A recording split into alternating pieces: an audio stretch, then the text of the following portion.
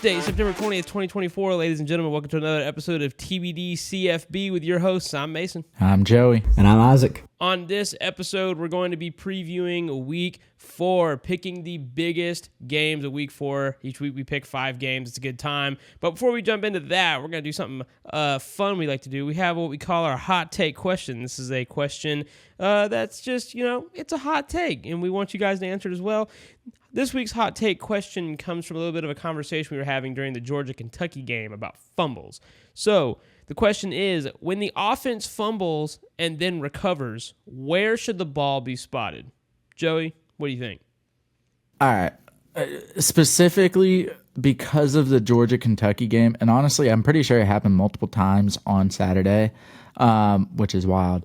But if the ball is fumbled forward and the offense recovers it, I feel like the ball should be placed where the ball was initially fumbled. If you look, when the ball is fumbled out of bounds, forward out of bounds, the ball is placed where the ball was fumbled, not where the ball went out of bounds. So, especially in a situation where Georgia-Kentucky, they have to get the first down. How does it make sense that the team that fumbles it benefits and gets the first down after fumbling the ball? I understand, it's not in the rules, so, that it is what it is, that's football. But how come they have a rule for when the ball goes out of bounds, it goes back to the place the ball was fumbled, but when it's, literally an instance where the offense can benefit from it, it's not in the rule book. I can understand, too, backwards, it doesn't make sense. But forwards, definitely, I think it goes back to where the ball was initially fumbled. You shouldn't benefit from a mistake like that. So I think this is another one of those really nitpicky things that we've talked about kind of in the past, with interceptions that are tipped turning into interceptions for the receiver instead of the quarterback. Because I think the whole reason that the ball, when it rolls out of bounds after it's fumbled, goes back to where it was fumbled is because they don't want you to be able to just roll the ball for a first down, right? Even if it goes out of bounds. But so in the specific case, I'm going to show the video right here. Oscar Delp, you see him come down, and right as he's coming down, he does not try to throw the ball forward or anything like that. He literally, as he's going down, just loses control, fumbles it. It pops up and just happens to roll 1 yard forward, and Arian Smith falls on it. Also, the Kentucky defensive player right there needs to get benched because he was not paying attention at all. That should have been ball Kentucky, but Arian Smith grabbed it. So I think it's one of those things. To me, it just feels really nitpicky. I don't think it matters that much. I think that if the offense fumbles and it goes forward and they recover it, then, that should be a first down. However, you could say the same thing about Georgia. What if the ball had fumbled backwards? So then that would be going against Georgia for Kentucky. So should the ball go back to where they fumbled it originally there? So I think if you're going to have it one way, you have to have it the other. Because I think your point that you were making is that it shouldn't reward the team that fumbled. But if you make the rule that if the ball goes forward and then the fumble needs to go back to where it was fumbled, then you have to do the same thing for backwards. That's my opinion. It's a slippery slope because you don't want to penalize the team for fumbling it backwards. But I also am of the agreement you should not be able to reward them because here's what happens. Let's say you have a guy who fumbles and he acts like he's Butterfingers and all of a sudden he's kicked it 15 yards downfield and now it's we just gained 20 yards of plus territory. I don't know. It's a difficult thing to ask. And not that you could get away with that, I don't think, but you could listen, some of these guys could probably play it off pretty well. You know what I mean? So it's you're running with the ball and you're I can't get it. And then all of a sudden, 35 yards later, now we have a massive first down. So it's hard because you don't want to reward them unfairly. I agree with that. Joey makes a good point. You fumbled out of bounds, you start where it's fumbled. I think it should at least be changed to where it has to be placed where they fumble it if it's going to go forward. But there again, you're going to have to do some kind of protection on the other side if they were to go backwards. So it's a fun question, not something I ever thought about before Saturday night. So, and I had the over on that game, but anyway. So once again, if you have an answer to that question, please leave it in the comments. Now we're going to move on, and we're going to look at our pick record. So last week, we had a little bit of some interesting games. In third place is still Joey. He has an improvement after last week of 3-2, and he's now 12-8 overall. I've moved down to second place after Isaac got bailed out by the refs after South Carolina lost by 3, which they should have won by 7. I went 2-3, and I have an overall of 14-6. And the LSU win puts Isaac into first place after going 5-0. The first member of TBD to go 5-0 this season for an overall of 15-5. If I sound salty, it's because I am.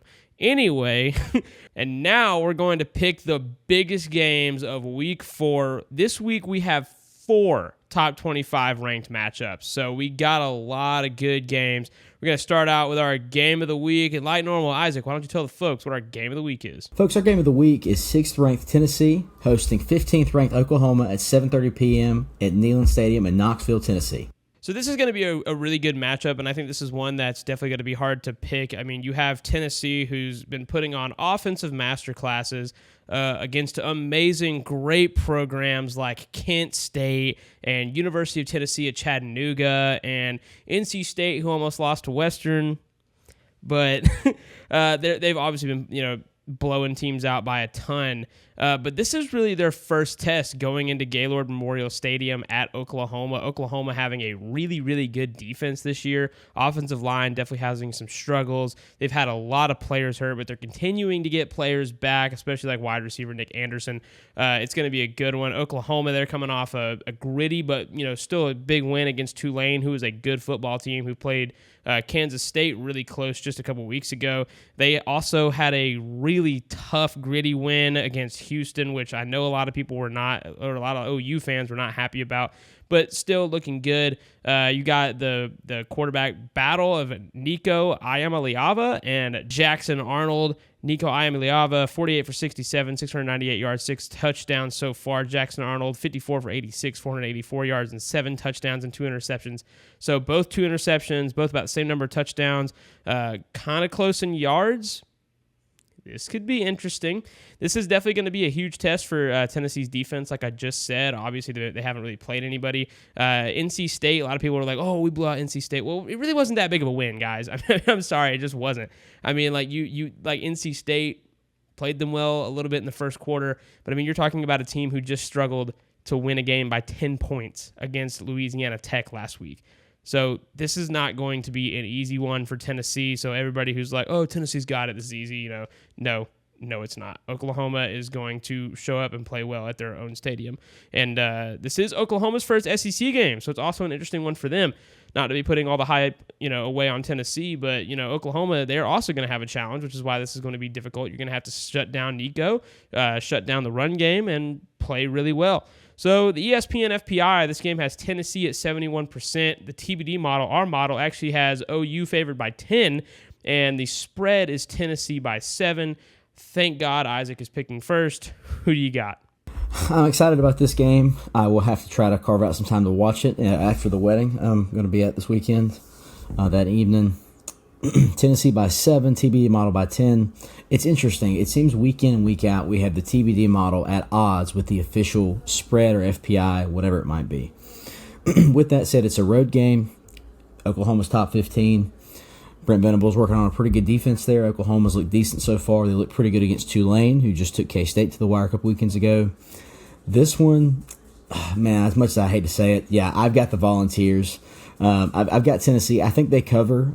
Maybe only by a touchdown, maybe by 6, but I think it'll be close to a touchdown game, maybe more. Tennessee's got a good offense. Oklahoma historically has not had a great defense, but we'll see what happens. But I've got the gaudy orange in this one. Like I was saying earlier, this one definitely will be interesting. You've got 2 pretty good quarterbacks who are still learning the ropes, starting for the first time this year. Taking control of the team. Tough road game. I don't think Oklahoma gets enough credit for how tough of a stadium they have. Tough road game for Tennessee and their defense. I think that Oklahoma is battle-tested now after playing a team like Tulane and, getting that gritty win. People don't give gritty wins enough credit, because I know I'm a Georgia fan, so I'm going to sound biased, but, a gritty win against Kentucky, that sucks. I wish we would have won by more, but you know what it's going to do? That's going to prepare us for those tougher road games and tougher games down the stretch. I don't care if Kentucky lost to South Carolina by 30 last week. They only lost by 1 this week. So gritty wins are tough, and that's why I'm going to have to go with Oklahoma in this one. I think they're going to be tested in this one. I think this is going to be a blow-by-blow game, just like a lot of games last week were. But give me Oklahoma and the Sooners in this one. Yeah, this is a tough one. I will have to say I kind of have to disagree with Isaac. I feel like ever since Brent Venables came in, maybe not the first year, but definitely these past couple years, Oklahoma has definitely been a lot better on defense. His first year, it was kind of in between. The defense was really good, offense not so much. Then his second year, offense was really good, defense took a dive. This year, I feel like that defense is at a good place, and they're trying to figure out this young offense. Meanwhile, Tennessee, we all know where their offense is at. It's been the same since Hendon Hooker. I mean, they can go over your head through the air. They can run it down the middle through your teeth with the run game. But their defense hasn't always been the most consistent or good at that matter. Every year they say it's going to be good, ends up not being so much. It's a tough one, man. I mean, a really good offense, questionable defense right now. Haven't seen them against a good opponent. Meanwhile, Oklahoma, we've seen their offense against a not so great opponent, and it was not a good performance. But, they fought, they battled, their defense held together, which was awesome. And then they followed it up with a solid win against Tulane. So I'm going to have to go Oklahoma here because it is at Oklahoma. This actually is a hard pick. I feel like it's going to be a really good game offensively for both teams. At least Tennessee, I know it will be. It's just a matter of those defenses. If Oklahoma's offense shows up and their defense is the way it's been, I just don't see Oklahoma losing the game. Our next game is actually a Friday night game, number 24 Illinois versus number 22 Nebraska at 8 p.m. Illinois, having a good win against Kansas. Nebraska, I mean, they had a good win against Colorado, but was it a good win? Is Colorado good? Still to be determined. Haha. ESPN FBI has Nebraska at 70%. TBD model has Nebraska at -15. And the spread, Nebraska at -8.5. Mason, who do you got? So, like most people know, the TBD model, it sims 5 games between the two teams, and we just average out the score. We average out how much they won by. So the spread on this one obviously being 15. They won this game so many times by over 30 points. I don't know if that's going to be the case or not because Illinois, I mean, they played Kansas extremely well. But when you look at it, Kansas, they struggled against UNLV last week. They're not even a top 25 team anymore. So really, I'm really questioning how tough is this Illinois team. I mean, Kansas is still a Power 4 team, and it's really hard, and I think we've all figured this out. It's hard to look at a team from week to week and say, like, well, obviously this team isn't good because they struggled to do it. And, that's really difficult to look at. And with Nebraska, they haven't really played anybody either. I mean, they do have that big win against Colorado, but I personally don't think Colorado is that good. But unfortunately, I am going to have to go with the Cornhuskers in this one. I think that Nebraska, with it being in Nebraska, they played really well. Dylan Raiola, even though he's really like a creepy Patrick Mahomes, he's still a good quarterback, especially as a freshman. I think the Illinois defense will definitely give him some problems and test him for sure. This will probably be his truest big test yet. But, Big Ten test in a Big Ten game. So we'll see what happens. Yeah, I really got to say that Nebraska has definitely been good on defense. I think that's been the case for the past couple of years. It's just been last year, the question mark was, are they going to, transition into this year with a good offense? And as of right now, the answer is yes. I mean, don't take it for granted. I don't think Colorado is a great team. But I will say their offense is really good, give or take their offensive line. So the fact that Nebraska was able to not only shut down Colorado's offense, but also have an offense of their own and essentially blow out Colorado, it does speak something. Meanwhile, Illinois, like you said, Kansas, they're just struggling, man. Like when it comes to close games, they just can't get through. Not saying that they're necessarily a bad team, but also Illinois' defense held up a pretty solid Kansas offense, creating some turnovers and holding together in a close win against Kansas. I will have to say that I have Nebraska in this game, though. It's at Nebraska. It's a solid offense, a really good defense, and what I've seen out of Illinois is not so much offense, but a really good defense. I think they're on the verge of something, but they're not there yet. I've got to say, I just wish Matt Rule could have carried this coaching ability over to the Panthers. That's all I have to say about this. No, just kidding. I do feel that way, though. I really do. R.I.P. Bryce Young's career. Anyway, so this one, I think this one honestly will be a good game. Nebraska. It's shocking. We have the FPI, TBD, and the spread all in favor of Nebraska. It's not often we don't have one of those at odds. It seems like. I'm going to go ahead and give it to you. Yeah, I've got the Huskers in this one. I think Nebraska. They got a great defense. I think they. I'm going to say they trampled Colorado. They shut down the Buffaloes the other week. Now, like we said, Colorado is really not all that great. A lot of it is just hype surrounding Dion. But I've got the Huskers in this one. I like them to cover. Honestly, I think they could win by 10 or more. I think that it's going to be a good game, but I think Nebraska's defense, I think it's really going to be it's going to be too much for Illinois. Big Ten football is not always great to watch, but I think this one will be fun. Matt Rule's building something in Lincoln, and it's cool to see. I cannot remember when the last time Nebraska started out 4-0 was, and I just tried to Google it, and it didn't come up. So it could have been a couple years ago. I don't know, but I think 4-0 start for Nebraska in the Big Ten. That's pretty good. So if they can start out 4-0, if they can start out 1-0 in the conference, that'd be really good for them. All right, moving on to Saturday now. Our next top 25 matchup, we have number 11 USC versus number 18 Michigan at 3:30 p.m.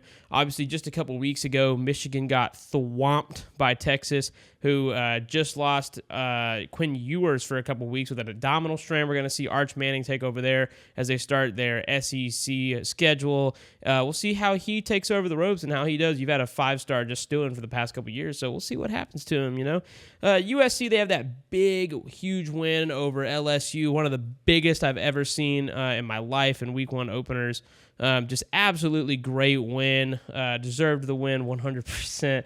Anyway, so USC is coming to Ann Arbor to the Big House. It's going to be loud. I've been saying this a lot tonight, but I think this is another game where Michigan is not going to get much credit going into this game. This is not an easy place to play, and I think the fact that Texas came in and did so well shows you how good of a team that they are. So with USC coming in and with Alex Orji now planning to start at quarterback for Michigan, this is going to be a huge game for them. I think that they're going to play so much better. The ESPN FPI is USC 58%, which that is close. That's a close percentage. And then the TBD model has Michigan by a whopping 22. Isaac looked at that and said, "What?" And so did we all, but he pointed it out. And then the actual spread is USC by 5.5. So this one, I think is going to be closer than a lot of people think, and I'll leave it at that to let Joey get the pick first. Yeah, I think Alex Orji is definitely the right decision for Michigan to have at quarterback. But will it make a difference in this game? I'm not too sure.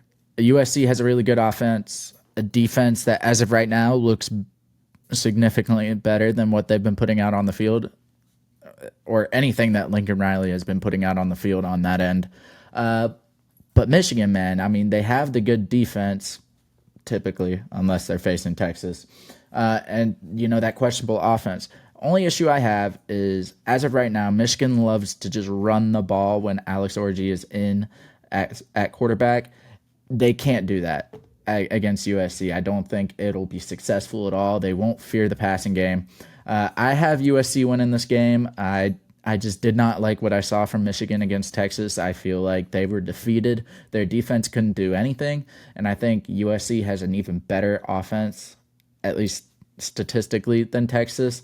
So I think, if anything, USC just outscores them. I'm going to be honest. I saw this game on, I think it was an ad on Fox over the weekend for NFL, and I was like, yeah, picking USC on Monday night.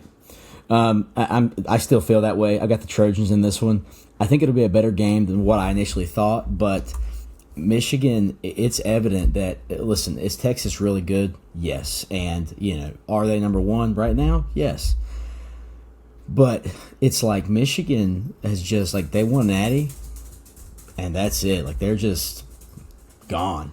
I like USC kind of to cover. Reminds me of what team was that won a national championship with with the Heisman winner and then absolutely fell off in 2020. The fake Tigers. It was Alabama. Oh, right, LSU. All serious. Okay, that's true. Listen. I'm not gonna get into all that. I think this will be a good game, but honestly, the TBD model I think is tripping. 22 points. That's insane. I like USC to win this one. It's going to be a good game. I'm excited to catch some of it, hopefully. But yeah, I think they're going to outscore them if nothing else. I'm really excited about this one, but I think USC and Lincoln Riley's about to have some fun up in Ann Arbor. So I'm going to start out with this. I don't really know what they were looking at with Davis Warren starting at quarterback at Michigan, especially when Alex Orji's been sitting, taking snaps, and really waiting his turn to get in the game. And what they've been doing with him is, and they did this with J.J. McCarthy too, right? They have him come in for a play to run the ball, which now that they've done that so much, people are starting to catch on. Oh, Alex Orji's in. He's going to run the freaking ball, right? So, but I think that them using Orji for an entire game gives them an advantage because he's a double threat. Obviously, we know he can run, but he can also throw. That's something that Davis Warren couldn't do. He couldn't take off and escape the pocket, especially not against a front seven like Texas has. But Joey, I did want to respond to something you said, right? You said that, they usually just bring him in to run the ball. He's going to run the ball a lot, right, when he's in. But I think with Orji in, I don't think they'll just run the ball all the time. I don't think it'll just be like a QB design run and then hand it off to the running back and then repeat the process and go back and forth the whole night. I think that it'll definitely open up the run game more, but I think that because Alex Orji's in, it will definitely open up the pass, open up the offense, and with that defense, I'm going to have to give them the edge in this game, which is why I'm going to pick Michigan on this one. And I know you guys are probably looking at me like I'm crazy, but I don't really care. I think that USC right now is proven, but I know that Michigan is also looking for a chance to prove themselves, especially at home in a big-time top 25 matchup. And Lincoln Riley's a good coach, don't get me wrong, and USC's improved at defense, but give me Michigan, and I think they win by 3. I still think this is an incredibly close game, but I think with it being on the road and with Michigan having a little bit of a chip on their shoulder, I think that they're going to pull this win out. So give me Michigan. Our next game is an ACC matchup, Georgia Tech versus number 19 Louisville. And I'm really excited for you to explain this one, just because you are our relevant ACC guy. So what do you got for us on this game, dude? I mean, you really got to look at it. Georgia Tech having a solid defense, at least for the most part. And then, an offense who has somehow improved. And then you got Louisville who, as of recent has been just a significantly better all-around team. The only issue this year is Louisville really that good? Who have they faced? Like, it's just a question mark right now. Personally, as an ACC fan, I think they're a good team. I don't think they are one of the better teams, and that's not just me being a Clemson fan. I mean, you got to look at Miami, and confidently you can say Miami's a good team. And can you look at Louisville and say, or you can look at Florida State and say confidently, that is not a good team. What do you look at Louisville and think to yourself, really? And it's like, I don't know. I haven't seen it yet, right? Georgia Tech, they've proven themselves once. Was it a great Florida State team? Turns out not to be, but they were the first team to do it on a neutral site. First game of the year where, many mistakes can happen, especially with a different system at defense, a better system at defense. Things are different at Georgia Tech to where they're actually a pretty good team. So, yeah, with that, it's just a bunch of question marks, really. Like, can Louisville face a good opponent? Can their defense, step up? A big question mark last year was, why can't they stop the not so great offenses, but they can play good against the good offenses, So the ESPN FBI has Louisville at 78%. TBD model has Louisville at -7, and the official spread has Louisville at -10. Isaac, good luck. Man, I've got to say, I really, really don't know which way to go with this game. Louisville at 78%. This game, if I'm correct, this game is in Louisville. Yes? Man, it's a Saturday afternoon game. Georgia Tech has looked pretty solid so far this year. They hung with Syracuse for the most part. Kyle McCord just played really well that game. Louisville's favored by 7. Well, with us, they're favored by 10. FPI at 78%. If this game was in Atlanta, I'd almost have to go with the Yellow Jackets. I'm going to have to go with the Cardinals in this one. I think it'll be close. I think they maybe win by 7 or less. But I do think they're going to be able to come out on top, just given that it's a road game for Georgia Tech. I really wanted to go with them, but I just can't do it in this one. All right, so I've got some thoughts, especially responding to Joey a little bit. Louisville, they destroyed Jacksonville State 49-14. They hop into the top 25. And my question is, why? What constitutes that? Now I bring this up because Syracuse beat Georgia Tech 2 weeks ago, and they were a top 25 team and didn't get ranked. Kyle McCord threw for 4 touchdowns. He's a really good player. That's a dominant win, and a close win, but it's still a dominant win, right? So I think that if Georgia Tech beats Louisville, obviously I think that even with the one loss, they're going to jump back into the top 25. Now, Louisville has Tyler Shuck, the Texas Tech transfer at quarterback. He was good at Texas Tech, but is he good enough to get them past this really good Georgia Tech team?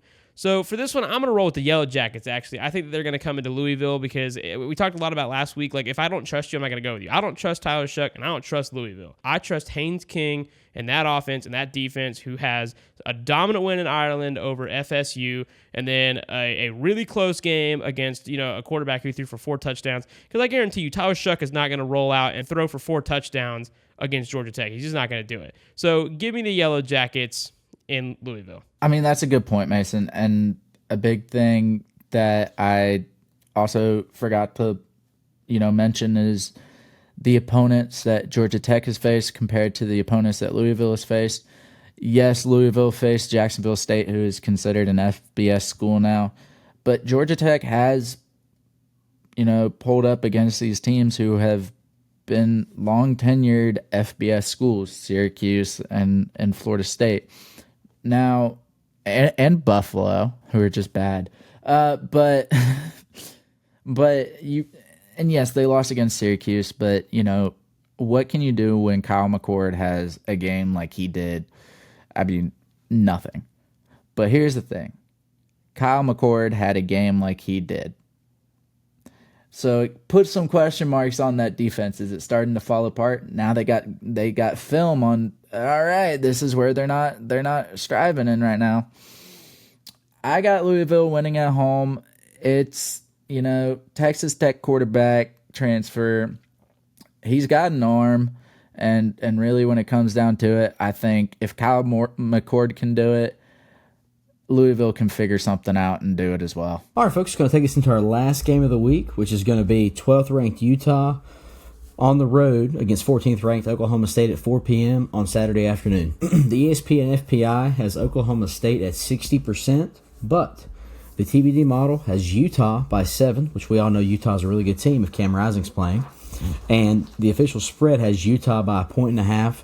I think this one will be really fun on Saturday afternoon. It's a battle of 2 3-0 teams. I'm glad I'm not picking first. Mason, who you got? Ooh, this one's tough.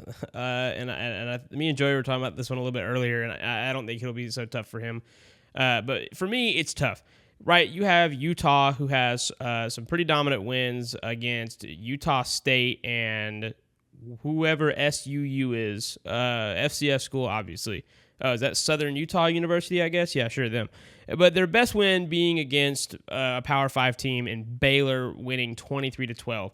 Now, once again, Utah has had issues at the quarterback position injury thing with Cam Rising once again. So is he going to be in this game? Is he available? And for how long? That's the question. However, Oklahoma State, pretty dominant against Tulsa, but it's Tulsa. And then they got taken to the wire by freaking Arkansas. Now, that was at Arkansas, and you could say that was a trap game, but I don't really think so. I think that that's just, Now, Oklahoma State, they do have Ollie Gordon III. But you know what? He hasn't been doing as much as I thought he would do this year. Early. He was projected to be, really fast, really great right out of the gate, and he's been held a lot. Now, that might be defensive scheming against that, sure, but he really hasn't done much. So if Cam Rising is playing, you've got a guy who's already thrown for 7 touchdowns this season against Bowman, who's thrown for 8 touchdowns and with 967 yards and 2 interceptions.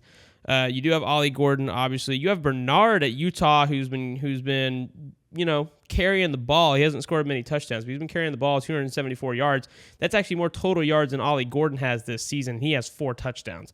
Receiving yards, we have Stanley at Utah, 155 yards, 2 touchdowns, and Stribling, 295 yards with 2 touchdowns. I really think this one's going to come down to defense. Who can stop the run on both sides, and who can cover the pass well. Obviously, that's what a lot of games come down to. But which offense can perform the best? Which defense can perform the best? And, dude, this is so freaking hard. Give me the Utes in this one, man. I'm not confident at all in this. But, yeah, give me the Utes. If Cam Rising is healthy, he's going to throw all over them. I think you have a more experienced quarterback here. If you stop Ollie Gordon, you stop Oklahoma State. You force them to go to other places, other running backs, other receivers. So give me Utah in a close one. So, Mason, I hope what I'm about to say boosts your confidence a little bit more in your pick. Who was one of our favorite running backs within the past few seasons that we've recorded? Chuba Hubbard. Yeah, Chuba Hubbard. What school did Chuba Hubbard go to? Oklahoma State. Yeah, that's right. And when was the last time we predicted Oklahoma State to win because they had a really good running back and then they fell through, face planted, and disappointed all of us? 2020. Yeah, all the time. So here's the thing. Utah ends up always stepping up in the big games. Meanwhile, Oklahoma State, as far as I remember us recording TBD, well, what used to be Sportscast and now is college football, Oklahoma State has not performed when they needed to the most. Ollie Gordon's a really good running back. They got really good quarterback play. Their passing game's actually doing really good. It could be that the other defenses are like, fine, beat us in the air, but heck no, we're not giving the Heisman to a running back. It might be that. But, I just don't trust it. I just don't trust it. Just like you, Mason. If it came down to defenses, Utah has the better defense. Who has the better offense? Definitely not Utah, but if Cam Rising's in, then there's a chance. So I also have to go Utah here. I don't trust Oklahoma State. Every time they have a really good running game, they end up not having a really good running game. Then they're kind of like deers in headlights, like they don't know what to do. So I'm going to be honest. This one started out, I was like, man, Cam Rising's playing. It's going to be the Utes. It's a close game. It's a 1.5 point spread. I still feel that way. I've got the Utes in this one. I think that Utah, I almost want to go to Oklahoma State because it's a home game for them, but I just couldn't do it. Utah always seems to play well. One of my I guess I'll use the word quaint memories of college football season is turning on like an 11 p.m. Pac-12 game and you just see Utah on the screen. It's a road game Saturday afternoon, 4 o'clock. Yeah, I think it's a TBD triple pick. I've got Utah in this one. I think if you slow down the running game, listen, you can have a good running back. Sure, have at it. But if that's all you have, having a leading quarterback goes a lot further than having a leading running back. If you don't believe that's true, look at the 49ers on Sunday. Brock Purdy's a good quarterback. I'm not trying to trash him. I like him. But, I think it's going to go a lot further. Cam Rising's a good quarterback. Utah's a good team. And I think they cover. It's a 1.5 point spread. That's not hard. So, yeah, I like Utah in this one on Saturday. Man, we definitely have some really tough matchups. This is definitely the hardest week of the season so far to pick matchups. We got a lot of really good games, a lot of games that could be really close, a lot of games that could look like they're going to be really close and then end up blowouts, or the opposite where they look like they're going to be blowouts and then end up being close, like with Georgia and Kentucky, but we're not going to talk about it anyway.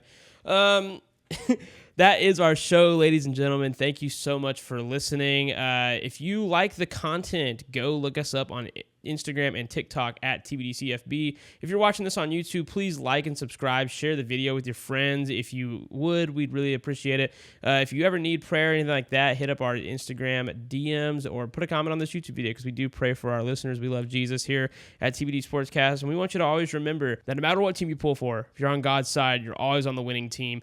God loves you so much that he sent his only son, Jesus, to die for you because you're a sinner, just like me, just like Joey, just like Isaac. And we need saving from our sin. If you want to have more conversations about that, or you just want to, you're struggling with some stuff, like we said, hit us up. We're praying for you. We want to hear from you, please. Thank you so much for listening, guys. And it's been great. We will see you next week. Bye-bye. Later.